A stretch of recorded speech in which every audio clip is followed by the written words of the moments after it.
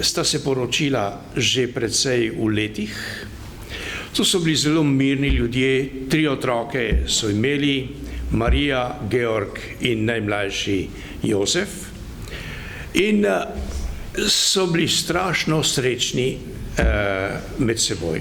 Izredno so se imeli radi, tako da, ko ga vpraša, Sevald ga vpraša, kako bo v nebesih, ne? Pa pravi, ja, seveda v nebesih bomo imeli več znanja, pa bomo razne stvari bomo razumeli, pa Božje obličje, tako pravi, pa spet se bomo srečali z domačimi, z očetom, z mamo, sestro, pravi, in spet bomo tako srečni, kot smo bili tamle v tisti dobi, ne? To, recimo, to je, mislim, da njegova nostalgija gre v to smer, ne? Izredno srečna družina, ki so se med seboj zelo radi imeli. Hvala. Če pa dovolite, pa tudi se navezuje na München, ne? Pravi, kaplanska leta, takoj po posvečenju je na raznih župnijah v Münchnu doživljal. In tudi opisuje, kako je bil zelo zaposlen, veruk, srečanje s starši in tako naprej. In tudi tega obdobja se rad spominja. In zato nekako verjamemo, da je hotel dati kot povzetek svojega delovanja tale stavek.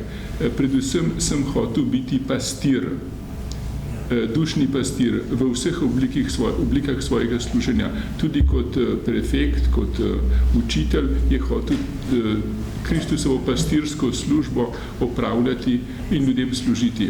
In je res ponižen delavec v Gospodovem vinogradu, kakor se je predstavil na loži po izvolitvi. Ja. Izvolite. Izvolite. Roman Vrč, jaz bi prvo vprašal, ali pa prosil, če lahko malo osvetlite še njegovo umetniško plat. Umetili ste igrane klavir, to vemo vse. Umetniško. Dobro, prvič to, veste kaj, prvič to, on, moram reči, ga nisem slišal, ga nisem videl igrati. Ni dolgo tega me je povabil na pogovor tam v svoj samostan. In celo uro sva se pogovarjala in je pa recimo njegove glasbeno znanje je izredno globoko in obširno. Recimo, kako je, se spomnim, ko smo imeli, da je tega, bom rekel, žal ni več, v dvorani Pavla VI. Je bil vsako leto en koncert, ki ga je italijanski predsednik ali ta ali oni papežu namenil in smo bili seveda na koncertu in v glavnem so seveda izvajali klasična dela. In on je potem po koncertu tisto klasično delo, seveda je to že prej pripravil, ker je vedel, kakšen bo. Take analize tega glasbenega, bi rekel, glasbene skladbe, ne? Tako prefinjeno, tako globoko, tako osebno, se vidi, kako izredno globoko je on čutil predvsem glasbeno umetnost.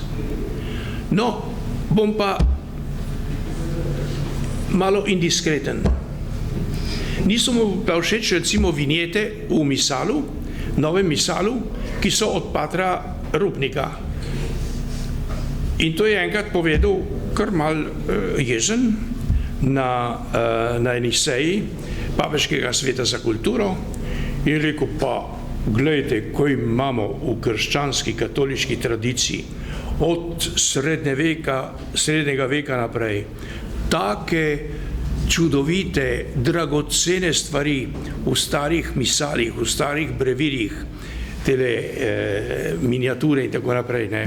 Pravi, zdaj pa dobiš tole v temle misel, prav, no, ne gre. Se pravi, da je imel dober okus. Ne bi smel tega povedati, ampak sem povedal. Stane tukaj. Kako? Je Še se komu kakšno vprašanje porodilo? Če ne bi počasi zaključili, ne? Tako, seveda. Da ne povemo vsega. Gospod kardinal, jaz upam, da boste šli še kakšenkrat na obisk, pa vam bomo dali eno knjigo za njega. Najbrž boste tudi kaj pokomentirala, ne?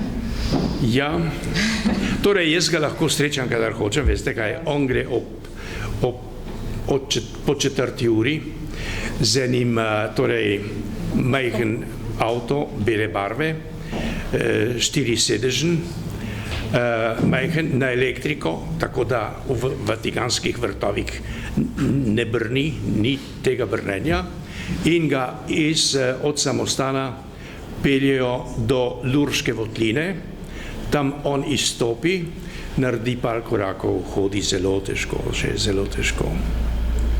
Par korakov. In recimo kardinali imamo možnost, da druge ljudi nekako jim rečijo, ne, zdaj le bo šel pa Benedikt tja k Lurški votlini, prosim, da greste proč.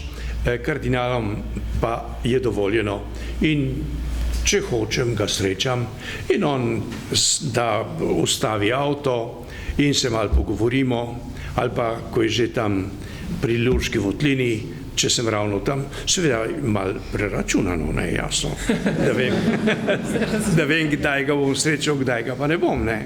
Ampak, če ga hočem, ga lahko srečam, pa ne pretiravam. Govorite français, oui?